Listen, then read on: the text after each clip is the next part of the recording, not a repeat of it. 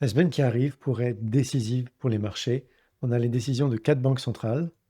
Ensuite, on a la rencontre à haut risque entre la Chine et les États-Unis. Ça pourrait vraiment aller dans un sens ou dans l'autre. On a les résultats de plein d'entreprises, mais en particulier des géants de la tech américaine qui ont été pas mal les seuls à monter la bourse dans les dernières années, enfin les seuls à tirer vraiment la bourse vers le haut.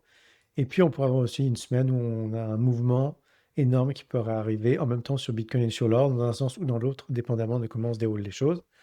Alors ça va faire beaucoup de choses qui pourraient en faire vraiment une semaine cruciale et une semaine pivot. Et donc le but, c'est de vous aider à comprendre qu'est-ce que ça signifie pour votre argent. Donc vite fait, je vais vous expliquer un petit peu le contexte de ce qui s'est passé de nouveau dans la semaine pour mieux comprendre. Ensuite, ben, on va parler des différents signaux d'alarme que j'ai trouvés, je vais vous en montrer. Et puis enfin, on va terminer sur un petit peu qu'est-ce que vous pouvez faire en fait avec ça et qu'est-ce que ça vous permet de faire pour être mieux préparé aux différentes éventualités. Donc rapidement, quelque chose qui est arrivé encore la semaine dernière, il y a eu d'autres, problèmes dans le secteur bancaire. On a vu qu'il y a eu des faillites d'entreprises, mais reliées à des genres de fraudes ou des genres de mauvaises évaluations, un petit peu comme dans les crises du passé, 2008-2001 et cetera. Et donc c'était quelque chose, sans entrer trop dans les détails, qui continue d'évoluer, qui continue de s'empirer un petit peu. On voit qu'il y en a certains qui utilisent, entre autres ici, des fausses factures pour aller chercher des prêts. Alors c'est ce genre de situation, en fait, qui est en train de remonter à la surface et qui fait en sorte qu'on voit que la situation est bien moins bonne que ce qu'elle paraît ou ce qu'on nous dit dans les nouvelles. L'autre chose intéressante, c'est qu'il y a eu aussi pas mal d'annonces de renvoi, mais ce qui est particulièrement intéressant, c'est de voir que même dans le secteur de l'intelligence artificielle, il y en a. On n'arrête pas de nous dire qu'il y a une demande illimitée pour l'intelligence artificielle, que ça va changer nos vies et ça, c'est probablement vrai, mais on voit que la réalité se fera à la narration qui a en été faite parce que même des équipes d'intelligence artificielle coupent massivement. Alors ça va un petit peu contre ce qu'on dit. Puis même aujourd'hui, juste avant d'enregistrer cette vidéo, j'ai vu qu'il y a eu une autre nouvelle, c'est Amazon qui aussi est dans le secteur de l'intelligence artificielle et dans le secteur aussi de la vente, en tout cas dans toutes sortes de secteurs, mais encore eux aussi, ils font partie des géants de la tech qui ont poussé la bourse vers le haut et ils ont annoncé qu'ils vont faire les plus grosses coupes de leur histoire. Alors c'est ce genre de choses qui fait en sorte qu'on se dit, OK, il y a un petit peu anguille sous roche, puis on voit toutes sortes d'articles qui nous disent qu'il y a vraiment cette économie qui est divisée en deux. Les entreprises avec l'intelligence artificielle qui ont l'air de s'en sortir, et j'insiste sur le ont l'air, parce que jusqu'à maintenant, c'est plus des promesses. Il y a toute l'économie circulaire aussi, qui pourrait s'écrouler. Mais pour le reste, les autres entreprises, on voit que ça va vraiment mal. Donc, c'est inquiétant. Alors plutôt, je vous parlais de regarder les signaux d'alarme. Donc on va parler des divergences majeures. Je vais vous montrer, ce sera plus simple. Ensuite, des similitudes inquiétantes. Quand on regarde certains graphiques et qu'on compare au passé, ça peut faire un petit peu peur. C'est juste pour se donner une idée de qu'est-ce qui a pu se passer dans le passé? Parce que même si les choses changent, les conditions changent, la cause principale en fait, des graphiques qui se reproduisent, c'est parce que c'est lié au comportement humain. C'est lié à la peur, à la cupidité, à l'avarice, et cetera. Et donc, c'est pour ça que quand on regarde comment s'est comporté le prix d'une action ou d'un ETF dans le passé, ça peut être intéressant de voir si on a quelque chose de similaire. Puis on parlera aussi de qui contrôle le marché, par ça, qui sont les acheteurs, qui sont les vendeurs. Vous verrez, ça peut être un peu surprenant. Alors ici, c'était la première divergence que je voulais vous montrer. Et donc à gauche ici, vous voyez, c'est le Dow Jones versus le Dow Transport. Donc ça peut montrer que la majorité du temps, en fait, ils sont vraiment assez corrélés. Et puis là, on a une grosse divergence qui se crée cette année. Et on voit qu'on avait une divergence similaire qui s'était créée en fait entre 2007 et 2008, donc juste avant qu'il y ait la grosse crise de 2008 aux États-Unis qui a touché le monde entier. Et en fait, ça, c'est un indice qui est très important et qui, dans le passé, a toujours marché, il me semble, parce que, en fait, le transport, c'est vraiment bah, l'économie réelle. S'il y a personne qui achète des choses, que ce soit sur Internet ou en magasin, et ben, il n'y a pas de camions qui vont aller acheminer les marchandises. Et donc, c'est vraiment un bon indicateur quand la bourse de l'indice monte industriel et en même temps, l'indice des transports du même secteur baisse. Ça montre qu'il y a quelque chose qui ne fonctionne pas. Alors vous le voyez un petit peu mieux pour cette année. Et on voit vraiment que non seulement il y a cette divergence, mais même elle s'agrandit. Et ce qu'on voyait dans le graphique juste avant, c'est qu'en 2007-2008, ça avait duré 5 mois avant que ça s'écroule. Là, on est déjà rendu à 6 mois. Donc probablement qu'on s'approche potentiellement d'un moment clé, ce qui revient un petit peu à ce que je voulais vous dire tout à l'heure, que c'était une semaine pivot Ça pourrait aller dans un sens comme dans l'autre. Une autre chose intéressante en termes de divergence, c'est quand on regarde un indice, par exemple ici le Nasdaq, et qu'on le compare en fait, donc le prix global du Nasdaq par rapport au fait que est-ce que c'est la majorité des entreprises du Nasdaq qui montent ou est-ce que c'est juste quelques-unes? Et en fait ici, on voit le prix du Nasdaq au milieu, oups, qui monte, voilà, avec cette ligne rouge, et on voit en haut que en fait la plupart des entreprises sont sous leur moyenne de 50 jours ou de 200 jours, donc 50 jours en haut et 200 jours en bas. Et donc on voit que pendant que le prix monte, eh ben, le nombre d'entreprises qui participent à cette montée, ça diminue.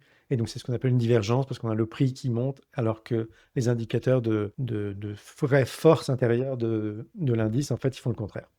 Une autre chose qui est intéressante, sans rentrer trop dans le détail, c'est qu'on voit aussi que la plupart du temps, en fait, le SP500 et le private credit, qui est en fait, toutes les entreprises qui ne sont pas cotées à la bourse, dans lesquelles on peut acheter des actions ou on peut leur prêter de l'argent, la plupart du temps, c'est quand même assez corrélé. Et on voit en fait que depuis le crash d'avril, eh ben, ils n'ont pas autant rebondi et même à partir de juillet, ils ont commencé à crasher. Alors que la bourse, elle continue à monter. Et donc ça, c'est vraiment une divergence qui nous indique encore une fois que bah, la bourse est sûrement en train de monter juste avec du momentum, un peu comme si on coupe le moteur et qu'on se met en neutre, que la voiture va continuer à avancer, mais ça ne veut pas dire qu'elle va continuer longtemps et à un moment donné, elle va forcément s'arrêter et potentiellement même aller en arrière si on est dans une pente. Enfin bref, c'est juste pour dire que c'est intéressant de voir qu'il y a quand même cette énorme divergence, que le private credit n'a pas seulement ralenti, mais il a carrément crashé depuis juillet. Et donc ça veut dire que les gens qui sont dans des entreprises qui sont pas cotées en bourse, mais qui voient vraiment ce qui se passe sur leur carnet de commandes, comment ça évolue, etc., ben, ils voient que l'économie est vraiment pas dans une bonne situation. En termes de similitudes, donc je vous parlais de regarder un petit peu ce qui s'est passé dans le passé. Alors en fait, ça c'est quelqu'un qui a montré que si on compare le SP500 en ce moment et en février 2020, vous vous rappelez ce qui s'est passé en février-mars 2020 avec le gros crash qui a suivi les annonces officielles reliées au Covid. Et donc, on voit quand même un genre d'action un petit peu similaire. C'est pas bon signe en général quand on a un gap comme ça. Je sais que j'avais dit la semaine dernière qu'on attendait de voir de quel côté ça allait, en haut ou en bas. Mais la façon dont c'est monté avec un gap et que ça a été repoussé un petit peu vers le bas, pour l'instant, c'est pas tout à fait rassurant. En tout cas, ça confirme pas l'impulsion forcément, surtout avec une semaine aussi chargée comme on a. Donc, ça pourrait très bien être ce qu'on appelle un peu un fake out, c'est-à-dire juste avant de descendre, on monte une dernière fois pour que tous les gens qui disent ah, ok, je pensais que ça allait descendre, ça monte, je rachète. En fait, ils se font avoir juste avant que ça crash. Alors, on va voir ce que ça va donner cette semaine. Pour l'instant, il y a encore la possibilité que ça continue à monter pour quelques semaines et quelques mois s'il y a vraiment plein de bonnes nouvelles et que tout est aligné. Mais globalement, le marché commence vraiment à s'épuiser de plus en plus. Donc, c'est une question de temps avant qu'il y ait une vraie baisse. Parce que la baisse qu'on a eue ici, elle était importante pour une journée, mais pas si importante que ça dans le contexte de l'augmentation depuis avril. Maintenant, je voulais vous parler de qui contrôle le marché, qui sont les acheteurs.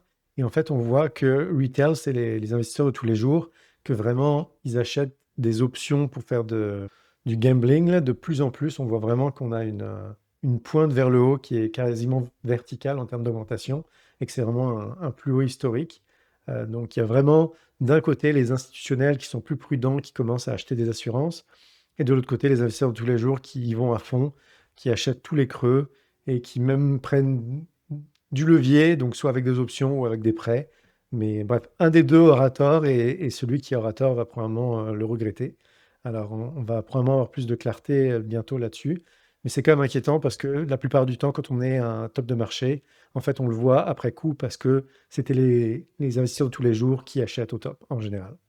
Une autre chose intéressante, c'est ce graphique. Les CTA, les algorithmes automatiques qui achètent des actions et qui vendent. Et en fait, on voit que selon différents scénarios, en fait, on est quasiment au top de ce qu'ils pourraient mettre en termes d'argent. Donc, en gros, ça veut dire que si le marché continue à évoluer, ben, ils vont pas vraiment rajouter d'argent parce qu'ils sont au top de l'argent qu'ils peuvent mettre. Par contre, si le marché se retourne, qui sont les scénarios en couleur ici, les deux couleurs ici, mais on voit que ça pourrait vraiment crasher énormément et qu'en gros, tout l'argent qui a été mis dans la bourse depuis le début de l'année quasiment pourrait être effacé. Donc ça évidemment, ça aurait un impact majeur parce que, comme je l'avais déjà expliqué dans d'autres vidéos, le problème principal avec le prix à la bourse, c'est qu'il y a tout le temps des gens qui achètent peu importe le prix, mais que quand il y a une vente massive avec de la panique, les gens qui sont prêts à acheter, déjà, il y en a très peu, et ils sont prêts à acheter beaucoup plus bas que le prix actuel du marché. C'est ce qui cause ces crashs et ces baisses de prix très rapides. Donc bref, c'est un autre élément à garder en tête.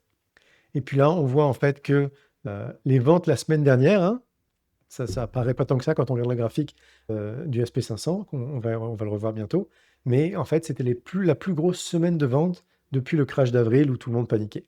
Alors c'est quand même pour vous indiquer que, en fait, malgré le fait que en surface, on est à des plus hauts et que ça a l'air de tout va bien, on a récupéré après le crash du vendredi ici, donc ça remonte. On voit qu'en fait, si on regarde en détail ce qui se passe vraiment, bah, c'est pas une reprise qui a l'air si forte que ça. Un autre élément qui est important, c'est qu'on regarde les 2 derniers jours de hausse ici, sur le SP500, ils se sont faits avec des volumes plus bas qu'à d'habitude. Alors c'est pas vraiment une reprise avec conviction, c'est même peut-être l'inverse. C'est peut-être, de la manipulation potentielle pour justement attraper les derniers qui n'ont pas acheté avant que ça baisse. Alors quelque chose à garder en tête, on voit que pour le Nasdaq, le graphique est assez similaire, hein. On a eu 2 journées en ouverture en gap et donc en général, ces gaps-là, ils restent pas ouverts comme ça. Souvent, le marché va redescendre pour les remplir et après remonter ou redescendre. Mais bref, cette montée-là, c'est pas quelque chose de très rassurant en fait, quand on le voit et qu'on sait vraiment ce qui se passe. L'or et l'argent, vous voyez, des graphiques similaires. Donc, comme j'avais mentionné justement dans la vidéo, avant que ça baisse tout ça, on était vraiment dû pour une baisse de ce genre-là, au minimum. J'avais mentionné que ça pourrait descendre pour l'or jusqu'à 3500. Ça, ce serait plus le scénario de s'il y a... pour moi, ce serait la baisse maximum à court terme. Le niveau des 4000 dollars US a l'air d'être assez bien défendu. Alors, on va voir comment ça tient. Mais potentiellement, ça pourrait baisser encore un petit peu cette semaine peut-être descendre encore de quelques pourcents le temps que le marché se stabilise. Et puis après, peut-être repartir sur une autre impulsion, dépendamment de ce qui va se passer cette semaine. Comme vous savez, l'or est très relié à tout ce qui est géopolitique. C'est aussi relié aux décisions des banques centrales, hein. Quand les banques centrales baissent les taux d'intérêt, c'est intéressant pour l'or parce que l'or est vu comme un actif en fait, qui perd de la valeur si l'inflation est haute. Et donc, c'est pour ça que quand les taux d'intérêt baissent, bah, l'or redevient plus intéressant. L'argent directement aussi, et ça a aussi une composante industrielle. Mais bref, les deux se comportent assez similairement pour toutes sortes de raisons. Et pour l'instant, on n'a pas encore de vraiment de tendance claire sur la suite, mais de mon point de vue, il y a quand même des bonnes chances qu'après une consolidation, ça reparte quand même vers le haut. Je ne pense pas que on a atteint le sommet, bien qu'il y ait eu un petit moment d'euphorie juste avant la baisse. C'était juste un petit moment d'euphorie, c'était pas l'euphorie maximum. Et donc voilà pour ça. D'autres graphiques intéressants par rapport à l'or rapidement. Comme vous voyez, en fait, ici, c'est tout l'argent qui est mis dans l'or, l'argent virtuel, mettons que les gens ont dans leur compte de banque, qui a été affecté aux ETF dans l'or.